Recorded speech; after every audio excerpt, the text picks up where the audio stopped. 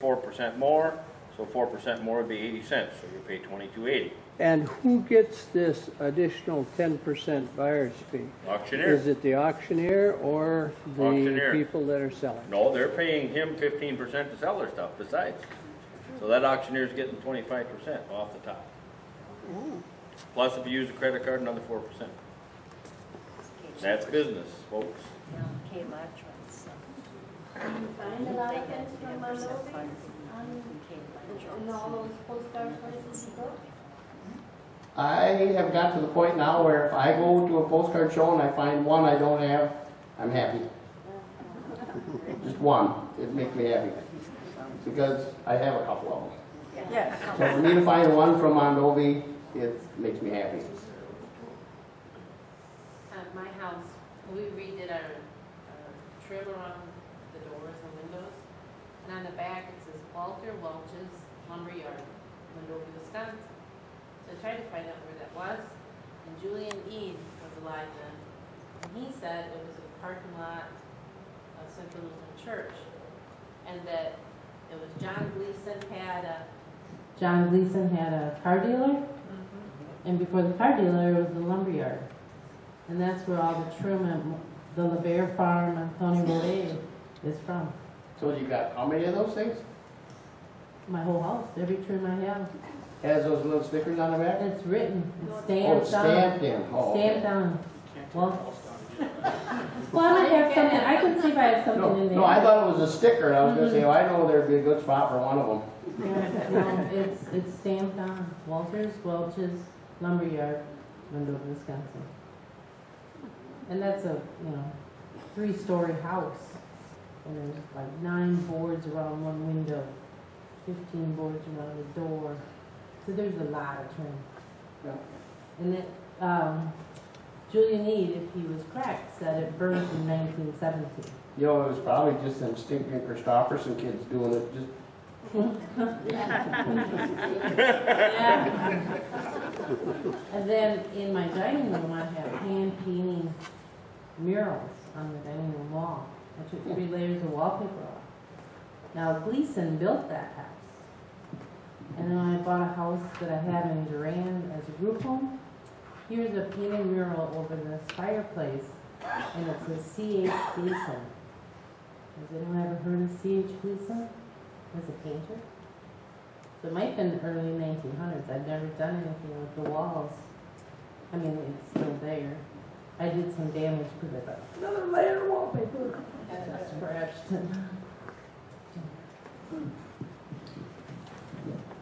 Interesting you mentioned the lumberyard where it was, because I remember at our church centennial when Austin Norson was here, we grew up at the parsonage next door, he talked about the lumber yard burning. And of course it lived right next to the parsonage, right next to it, so he told that story. And that would be about that time period roughly, yeah. you have to look on some of the old carts I got, see if they show one. Yeah. We should do like a Lost Mondovi, like we do the Lost Twin Cities. Yeah. Have you any, just another question for you, are there any like interesting experiences you've had collecting? Well, there's a few of the dealers that know what I want. They'll have stuff, it's like, got something for you to look at. And if I got it, I let them know. If not, I usually buy it from them. And there's a couple of guys that are from Elk Mound that they're clowners. They keep saying that they find something from Modena or Mondovi or this or that, and they have no interest in it whatsoever. But I guess the odd stories, I went to the antique store in Winona, and I found like 6 church plates, and I had my motorcycle. So they told me I could leave the stuff there, go get my car, and come back. And well, I just moved enough stuff around and put a couple extra layers on, and I got them home. And in Hickston, I drove by, or went in, and I walked by a guy's pickup, and he had a Mondovi bottling case in the back of his pickup, about 3/4 full of bottles. And I went in to ask him on the pickup, and they said it was this guy sitting here, and asked him about it, and he said, well, I bought that a couple weeks ago at the auction, I just haven't taken it out of the pickup. So he didn't have to take it out of the pickup, I did. 'Cause I bought it from him. And I found another case in Eliva at a thrift sale full of Mondovi bottles for $2. So sometimes you get lucky. And I have a few items that I have to really say thanks a lot to Riverfront, because people have thrown stuff away and they know that I like that stuff, so they have given me old pictures of Mondovi and some calendars from Mondovi from back in the days and things like that. Just You mentioned Modena.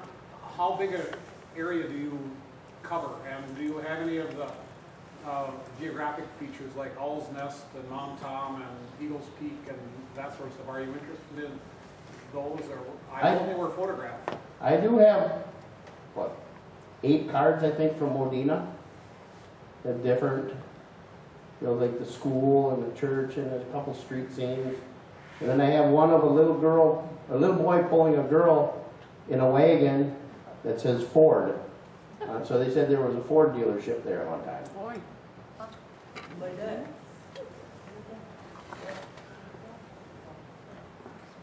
And I've got Eau Claire, Stockholm, Maiden Rock, Rock Falls, Cochrane, A pretty good grand collection too. Durand, yep. Some from O'Galley. And Jenny, back there sitting behind Dean, she tells me I'm borderline hoarder. Because I do have, this is some of the stuff. We were all gonna just come to your house tonight if we were gonna. I don't think so. Tell them about your green bottle over on. Oh, the tall green bottle, it does not say Mondovi. But when we were fortunate enough to have that broken water line, I don't know how many years ago, when it was like 20 below out on Main Street, and they dug and dug and dug, and it was probably 40 feet in the ground, and there was 2 of them.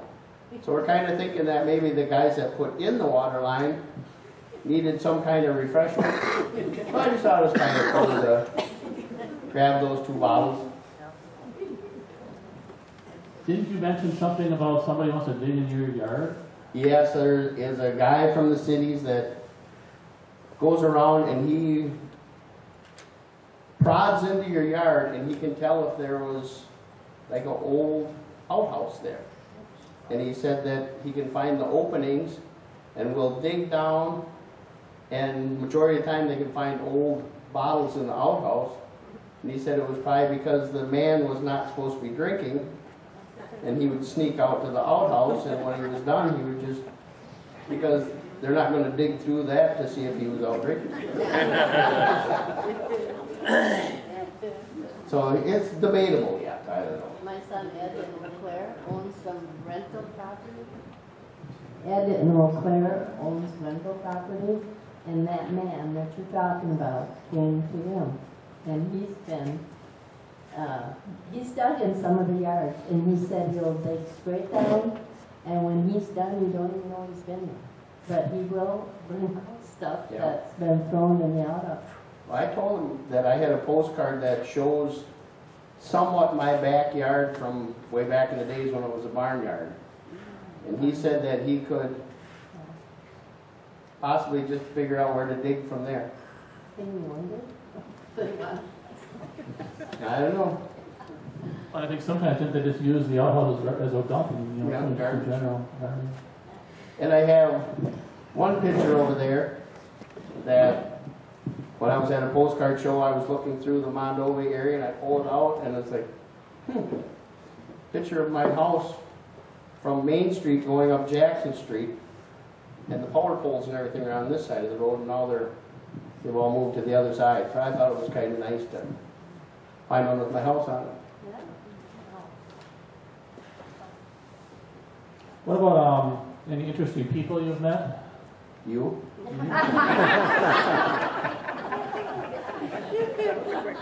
I say that when you go to the shows, you meet all kinds of people. There's one old guy that wherever you go, he has an old